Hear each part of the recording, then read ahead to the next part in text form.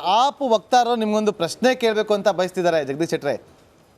ಜಗದೀಶ್ ಶೆಟ್ಟಿ ನಮಸ್ಕಾರ. ಇವಾಗ ನಿಮ್ದು ಮತ್ತೆ ಕಾಂಗ್ರೆಸ್ದು ಕಂಪ್ಲೀಟ್ ಆಪೋಸಿಟ್ ಐಡಿಯಾಲಜಿ. ನಿಮ್ದು ಕಮ್ಯುನಲ್ ಐಡಿಯಾಲಜಿ, ಅವ್ರದ್ದು ಸೆಕ್ಯುಲರ್ ಐಡಿಯಾಲಜಿ. ಯಾವಾಗಲೂ ನೀವು ಕಾಂಗ್ರೆಸ್ ಮೇಲೆ ಅಪವಾದಗಳು ಮಾಡ್ತಾನೆ ಇರ್ತೀರಾ, ನೀವು ಹಿಂದುತ್ವ ಎತ್ಕೊಂಡು ಮಾತಾಡ್ತೀರಾ. ನಿಮಗೆ MLA ನಾನು ಅವ್ರ ಹತ್ರ ಮಾತಾಡ್ತಾ ಇದ್ದೀನಿ,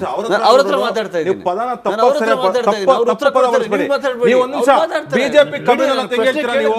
ಬಿಜೆಪಿ ಕಮ್ಯುನಲ್ ಅಂತ ಹೇಳ್ತೀರಾ? ನಿಮ್ಗೆ ಕಮ್ಯುನಲಿಸಂ ನ ಅರ್ಥನೇ ಗೊತ್ತಿಲ್ಲ, ಸೆಕ್ಯುಲರಿಸಂ ನ ಅರ್ಥ ಗೊತ್ತಿಲ್ಲ ನಿಮ್ಗೆ. ಹಿಂದುತ್ವ ಅಂದ್ರೆ ನಿಮ್ಮ ಡೆಫಿನಿಷನ್ ಬೇರೆ, ನನ್ನ ಡೆಫಿನಿಷನ್ ಬೇರೆ, ಎರಡು ಸೇಮ್ ಆಗೋ ಅವಶ್ಯಕತೆ ಇಲ್ಲ. You don't have to say wrong things. ನಾನು ಮಾತಾಡ್ಬೇಕು, ನೀವು ಮಧ್ಯೆ ಮಾತಾಡಬೇಡಿ. ಮಾಜಿ ಮುಖ್ಯಮಂತ್ರಿ ಮಾತಾಡಬೇಕು, ಮಧ್ಯೆ ಮಾತಾಡಲಿಲ್ಲ, ನಾನು ಮಾತಾಡ್ತೇನೆ. ಹಿಂದುತ್ವ ಅಂದ್ರೆ ಸೆಕ್ಯುಲರ್, ಹಿಂದುತ್ವ ಅಂದ್ರೆ ಸೆಕ್ಯುಲರ್. Please understand. ಹಿಂದುತ್ವ ಅಂದ್ರೆ ಸೆಕ್ಯುಲರ್. ಬಾಬಾ ಸಾಹೇಬ್ ಅಂಬೇಡ್ಕರ್ ಅವರು ಸರ್, ಈಗ ವಾಪಸ್ ಬನ್ನಿ.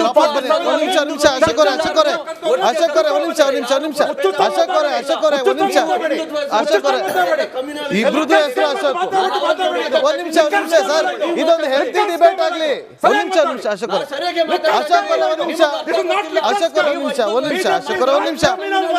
ಬರ್ತೀನಿ. ಒಂದ್ ನಿಮಿಷ ಅಶೋಕ್ ಗೌಡ್ರೆ,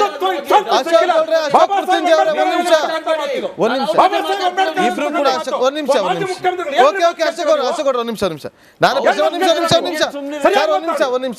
ನೋಡಿ. ಜಗದೀಶ್ ಶೆಟ್ಟರ್ ಅವರು ಇವತ್ತು ನಮ್ಮೊಂದಿಗೆ ಜಾಯ್ನ್ ಆಗಿರೋದೇ ದೊಡ್ಡ ವಿಚಾರ. ಯಾಕೆಂತಂದ್ರೆ ಅವ್ರಿಗೆ ಥ್ರೋಟ್ ಇನ್ಫೆಕ್ಷನ್ ಇದೆ. ಇಷ್ಟೊತ್ತರೆಗೂ ಅವರು ನಾವು 10 ನಿಮಿಷ ಅಂತ ಹೇಳಿದ್ವಿ, ಈಗಲೂ ಕೂಡ ಅವ್ರು ನಮ್ಮೊಂದಿಗಿದ್ದಾರೆ. ಕಡೆಯದಾಗ ಅವ್ರಿಗೊಂದು ಪ್ರಶ್ನೆ ಇದೆ ನಂದೊಂದು. ಸರ್, ಒಂದು ಕಡೆಯದಾಗಿ ನಿಮ್ಗೊಂದು ಪ್ರಶ್ನೆ ಕೇಳ್ಬಿಡ್ತೀನಿ ಜಗದೀಶ್ ಶೆಟ್ರೆ. ಈಗ ನೀವು ಗೆದ್ದ ಬಳಿಕ ಮಂತ್ರಿ ಸ್ಥಾನವನ್ನು ಕೊಡ್ತಾರೆ ಅನ್ನೋ ಚರ್ಚೆ ನಾವು ಮಾಡ್ತಾ ಇಲ್ಲ. ನಾನು ಬೆಳಗಾವಿಗೆ ಬಂದಿದ್ದಾಗ ಇದೇ ಚರ್ಚೆಗಳಾಗ್ತಾ ಇತ್ತು. ಯಾಕೆಂದರೆ ಒಬ್ಬರು ಮಾಜಿ ಮುಖ್ಯಮಂತ್ರಿಗಳು ಬೆಳಗಾವಿಗೆ ಬರ್ತಾರೆ, ಬೆಳಗಾವಿಗೆ ಬಂದು ನಿಲ್ತಾರೆ, ಅವರು ನಮ್ಮ ಜಿಲ್ಲೆಗೆ ಏನಾದರೂ ಒಂದು ಮಾಡ್ತಾರೆ. ಈ ಹಿಂದೆ ಕೂಡ ಅವರು ಮಂತ್ರಿ ಆಗಿದ್ದಾಗ ಬೆಳಗಾವಿಗೆ ಸಾಕಷ್ಟು ಕೆಲಸಗಳನ್ನು ಮಾಡಿದ್ದಾರೆ. ನಡಿ ಈಗ ಶುರು ಮಾಡೋಣ.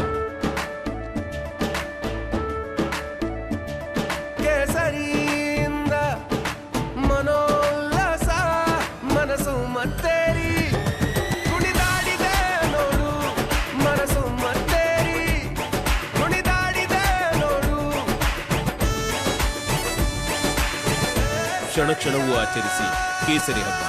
ವಿಮಲ್ ಬಾಯಲ್ಲಿ ಹೇಳಿ ಕೇಸರಿ. ನಾವು ಇಲ್ಲಿ ಅವರನ್ನ ಗೆಲ್ಸಿದ್ದೆ ಆದ್ರೆ ಇದರ ಜಗದೀಶ್ ಶೆಟ್ಟರ್ ಅವರು, ಜಗದೀಶ್ ಶೆಟ್ಟರ್ ಇದ್ದಾರೆ. ನಾನು ಹೇಳ್ತಾ ಇದ್ದೇನೆ, ಒಂದು ನಿಮಿಷ ನನ್ನ ಪ್ರಶ್ನೆ ಕೇಳಿಸ್ಕೊಂಬಿಡಿ. ನಾವು ಬೆಳಗಾವಿಗೆ ಬಂದಿದ್ದಾಗ ಅಲ್ಲಿನ ಮತದಾರನ ಮಾತಾಡಿಸುವಾಗ ಒಬ್ಬ ಮಾಜಿ ಮುಖ್ಯಮಂತ್ರಿಗಳು ನಮ್ಮ ಕ್ಷೇತ್ರಕ್ಕೆ ಬರ್ತಾರೆ ಅಂತಂದ್ರೆ ಅದು ಒಂದು ದೊಡ್ಡ ವಿಚಾರ. ರಾಜ್ಯದ ಮುಖ್ಯಮಂತ್ರಿ ಆಗಿದ್ದಾಗ ಬೆಳಗಾವಿಗೆ ಸಾಕಷ್ಟು ಕೆಲಸಗಳನ್ನು ಮಾಡಿಕೊಟ್ಟಿದ್ದಾರೆ ಕ್ಷೇತ್ರಕ್ಕೆ. ಇವರು ಈಗ ಇಲ್ಲಿ ಗೆದ್ದಿದೆ ಆದರೆ ಮಂತ್ರಿ ಕೂಡ ಆಗ್ಬೋದು ಅಂತೇಳಿ ನಿರೀಕ್ಷೆಯನ್ನು ಇಟ್ಕೊಂಡಿದ್ದಾರೆ ಕ್ಷೇತ್ರದ ಜನ. ಏನು ಹೇಳ್ತೀರಿ?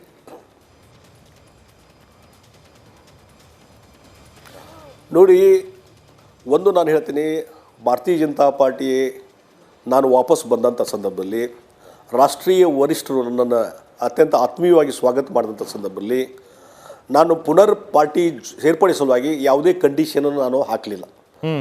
ಅವರೇ ವರಿಷ್ಠರು ಹೇಳಿದರು, ನೀವು MP ಎಲೆಕ್ಷನ್ ನಿಲ್ಲಬೇಕು ಅಂತ ಹೇಳಿ. ಆ ಹಿನ್ನೆಲೆಯಲ್ಲಿ MP ಎಲೆಕ್ಷನ್ ನಾನು ಕಾಂಟೆಸ್ಟ್ ಮಾಡಿದೆ.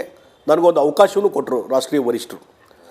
ಆ ಹಿನ್ನೆಲೆಯಲ್ಲಿ ನಾನು ಭಾರತೀಯ ಜನತಾ ಪಾರ್ಟಿಗೆ ಅಭಿನಂದನೆಗಳನ್ನು ಸಲ್ಲಿಸ್ತಿದ್ದೇನೆ.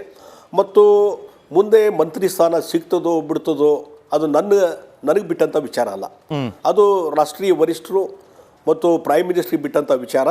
ಆ ಹಿನ್ನೆಲೆಯಲ್ಲಿ ನಮ್ಮೆಲ್ಲರ ಒಂದೇ ಒಂದು ಉದ್ದೇಶ, ನರೇಂದ್ರ ಮೋದಿಜಿಯವರು 3ನೇ ಬಾರಿ ಮತ್ತೊಮ್ಮೆ ಪ್ರಧಾನಮಂತ್ರಿ ಆಗಬೇಕಂತೂ ಆ ಹಿನ್ನೆಲೆಯಲ್ಲಿ ನಾವೆಲ್ಲರೂ ಫೈಟ್ ಮಾಡಿದ್ದು, ಹೋರಾಟ ಮಾಡಿದ್ದು. ಅದು ಆ ಒಂದು ಕ್ಷಣ ಇವತ್ತು ಬರ್ತಾ ಇದೆ, 4ನೇ ತಾರೀಕು. ಅದೇ ಒಂದೇ ನಮಗೆ ಸಂತೋಷ. ಹೀಗಾಗಿ ಜಗದೀಶ್ ಶೆಟ್ಟರಿಗೆ ಯಾವ ಸ್ಥಾನಮಾನ ಕೊಡ್ತಾರೋ ಮತ್ತೊಂದು ಅದು ಮುಖ್ಯ ಅಲ್ಲ. ನರೇಂದ್ರ ಮೋದಿಜಿಯವರು 3ನೇ ಬಾರಿ ಪ್ರಧಾನಮಂತ್ರಿ ಆಗುವುದು ಅದು ಭಾಳ ಮುಖ್ಯ. ಆ ಅವಕಾಶ ಇವತ್ತು ಬರ್ತಾ ಇದೆ. ಎಷ್ಟು ಚಾಲೆಂಜ್ ಇತ್ತು ನಿಮಗೆ?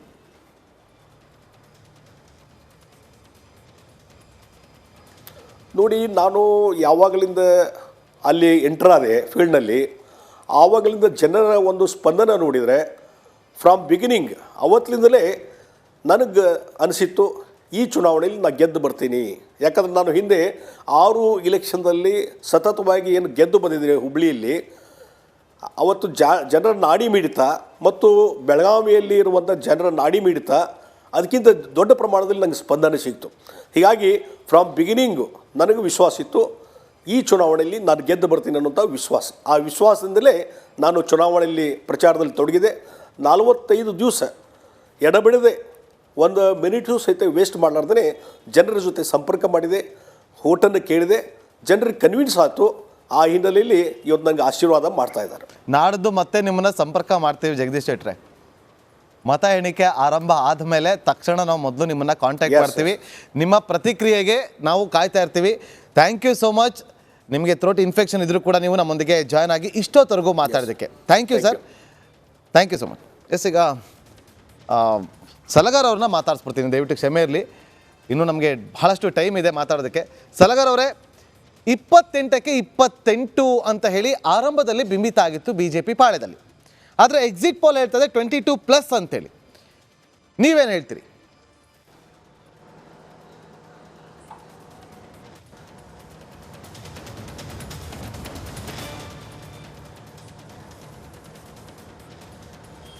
ಸರ್ ನಮಸ್ಕಾರ. ಹೌದು, ಎಸ್ ಸರ್. ಎಕ್ಸಿಟ್ ಪೋಲ್ ನನ್ನ ಪ್ರಕಾರ ಎಕ್ಸಿಟ್ ಪೋಲ್ ನಮ್ದು ಕಡಿಮೆ ಹೇಳ್ತಾ ಇದೆ ಸರ್. ನಾವು 100ಕ್ಕೆ 100 28ಕ್ಕೆ 28 ಗೆಲ್ತೀವಿ. ಈ ಇಡೀ ದೇಶದ ಸ್ಥಾನಗಳ ಬಗ್ಗೆ ಇವತ್ತು ಎಕ್ಸಿಟ್ ಪೋಲು 150 360 ತೋರಿಸ್ತಾ ಇರ್ತಕ್ಕಂಥದ್ದು ತಾವೆಲ್ಲರೂ ನೋಡಿರಿ. ಈ ದೇಶದ ಪ್ರತಿಯೊಬ್ಬ ಮತದಾರನಿಗೆ, ಪ್ರತಿಯೊಬ್ಬ ಸಾಮಾನ್ಯ ಕಾರ್ಯಕರ್ತನಿಗೆ ಗೊತ್ತಿದೆ ಏನಂತಂದ್ರೆ 100ಕ್ಕೆ 100 ನಾವು 400ಕ್ಕೆ ಸಮೀಪ ಹೋಗ್ತೀವಿ ಅಂತಕ್ಕಂಥದ್ದು ಪ್ರತಿಯೊಬ್ಬರಿಗೆ ಗೊತ್ತಿರ್ತಕ್ಕಂಥ ವಿಚಾರ. ನಾವು ಇದಕ್ಕಾಗಿ ಎಕ್ಸಿಟ್ ಪೋಲೇ ನೋಡಬೇಕಾದಂಥ ಅವಶ್ಯಕತೆ ಭಾರತೀಯ ಜನತಾ ಪಾರ್ಟಿ ಕಾರ್ಯಕರ್ತರಿಗೆ ಯಾರಿಗಿಲ್ಲ. ನಮಗೆ ವಿಶ್ವಾಸ ಇದೆ, ನರೇಂದ್ರ ಮೋದಿಯವರ ತಾಕತ್ತಿನ ಬಲದ ಮೇಲೆ, ನರೇಂದ್ರ ಮೋದಿಯವರ ಗ್ಯಾರಂಟಿಯ ಬಲದ ಮೇಲೆ 350 ಮೇಲೆ 400 ಸಮೀಪ ನಾವು ಗೆಲ್ತೀವಿ ಅಂತಕ್ಕಂಥ ಪ್ರತಿಯೊಬ್ಬ ಭಾರತೀಯ ಜನತಾ ಪಾರ್ಟಿ ಕಾರ್ಯಕರ್ತನಿಗೆ, ಪ್ರತಿಯೊಬ್ಬ ಸಾಮಾನ್ಯ ವ್ಯಕ್ತಿಗೆ ಗೊತ್ತಿರ್ತಕ್ಕಂಥ ವಿಚಾರ. ಇವತ್ತು ಕಾಂಗ್ರೆಸ್ಸಿನವರು ಅವ್ರು ಏನು ಎಕ್ಸ್ಪೆಕ್ಟ್ ಮಾಡ್ತಾ ಇದ್ದಾರೆ ಅಂದ್ರೆ ನಾವು 7ರಿಂದ 8 ಸೀಟ್ ಗೆಲ್ಲಬಹುದು. ಆ 7ರಿಂದ 8 ಸೀಟ್ ಯಾವಾಗ ಗೆಲ್ಲಬಹುದು, ನಾವು ಕೊಟ್ಟಂಥ ಗ್ಯಾರಂಟಿಗಳು ಏನಾದರೂ ವರ್ಕೌಟ್ ಆದರೆ ಅಂತಕ್ಕಂಥ ವಿಚಾರ ಹಾಕೊಂಡು ಅವ್ರು ಕುಂತಾರೆ. ನನಗೆ ವಿಶ್ವಾಸ ಇದೆ, ಅವ್ರ ಗ್ಯಾರಂಟಿಗಳಿಗೆ ಜನ ಮನ್ನಣೆ ಕೊಡಲ್ಲ. ಈ ದೇಶದ ಜನ ಮೋದಿಗಿಂತ ಗ್ಯಾರಂಟಿ ಈ ದೇಶದಲ್ಲಿ ಮತ್ತೊಂದಿಲ್ಲ.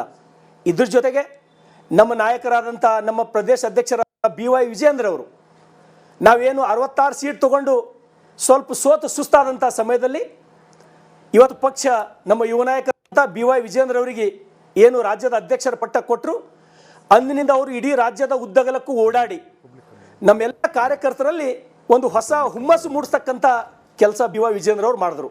ಅದನ್ನು ಕೂಡ ಇವತ್ತಿನ ಈ ಗೆಲುವಿಗೆ ಕಾರಣ ಇದೆ ಅಂತೇಳಿ ನಾನೊಬ್ಬ ಶಾಸಕನಾಗಿ ಹೇಳ್ತೇನೆ ಸರ್. ಓಕೆ, ಮತ್ತೆ ಸಂಪರ್ಕ ಮಾಡ್ತೀನಿ. ಹಾಗೆ ಸಂಪರ್ಕ. ಹಲೋ.